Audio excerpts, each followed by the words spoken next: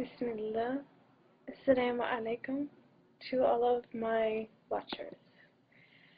So, I have this big thing that I love watching conversion videos. It's starting to be a problem. And I love watching them because they help me reaffirm my faith that yes, this is what I believe, this is what I love. So I'd like to share mine today if it's okay. My name is Noor, and I was born and raised in the U.S.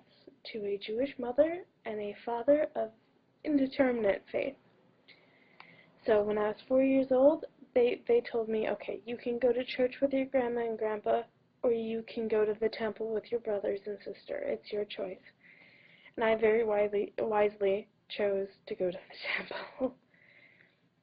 And so, going forward a little bit more, when I was 9 years old, I became extremely ill with a neurological condition.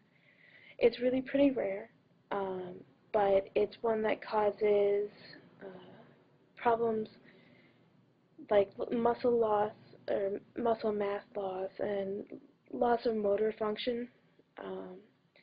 So walking became really difficult, but one of the worst ones was buttoning buttons. It's just so hard when your hands don't work. So yeah, that was me at 9. And so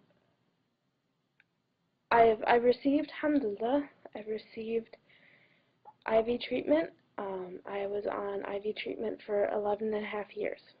And then, alhamdulillah, I'm okay now. So, during my struggles with the illness, I had a crisis of faith that just left me shaken. Here I am, 9 years old, freaking out, like, why is God doing this to me? What? And the synagogue was having some internal difficulties, whatever they may be. And they left us without the support that I so certainly needed. And I was severely depressed. I was suicidal at times, and I was searching for answers. So at 13, I was bat mitzvahed and began helping as a teaching assistant at the university. I was still pursuing other avenues, though, as I felt there had to be more than what Judaism offered. I looked into Christianity, but I couldn't deal with the Trinity or the people cramming Jesus at me all the time. Buddhism, I just wasn't that big of a hippie.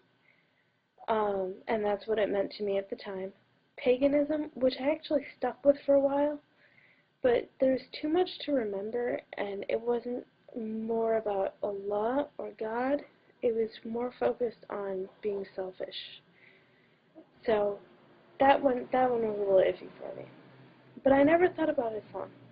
Islam for me was oppressed women, it was Arabs who stole our land, and terrorists. Astaghfirullah. Because I was still depressed and I felt very, very, very empty inside, I did what any normal person would do. I distracted myself and I self-mutilated. I used substances, I used people, I used bad means to fill that gaping wound. When looking back at the things I did or the person I was, I am filled with regret and repentance. I mean, you add to that an unstable home life and an unhealthy love life, and I was going straight for rock bottom. So I chose to go to the party school, and I went on for 2 years in my self-destructive ways. This was no means, 5 months.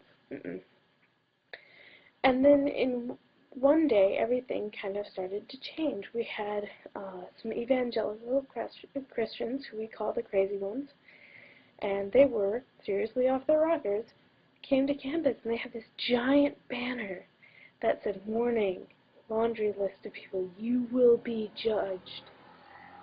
And Muslims were on the list, atheists were on the list, pagans, money lovers, baby-killing women.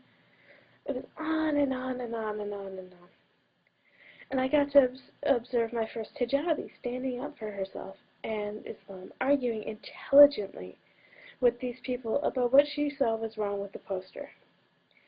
And so, I was watching her, and this guy comes up to me, and his name is Khalid. He's a Saudi exchange student. And he'd only been in the country for like I think 2 days when I met him. So he's a pretty cool dude. So after everything finished, I went up to the hijabi, said, "Man, you're really brave. I want to applaud you on that." She just kind of was like, "Oh, thanks. Okay." And I know her today as a very strong, very proud individual. So time went on, and I met more and more Saudis through the dorms where I was working as a residential assistant, or through Khalid, or through any other number of sources. But every morning at about the same time when the sun was about to start rising, they would excuse themselves for like 10 minutes. They wouldn't even necessarily say, "Hey, I'm going to go pray Fajr." They just said, "I'll be right back." And then 10 minutes later, they'd come back, and they'd be full of light and calm and just peaceful.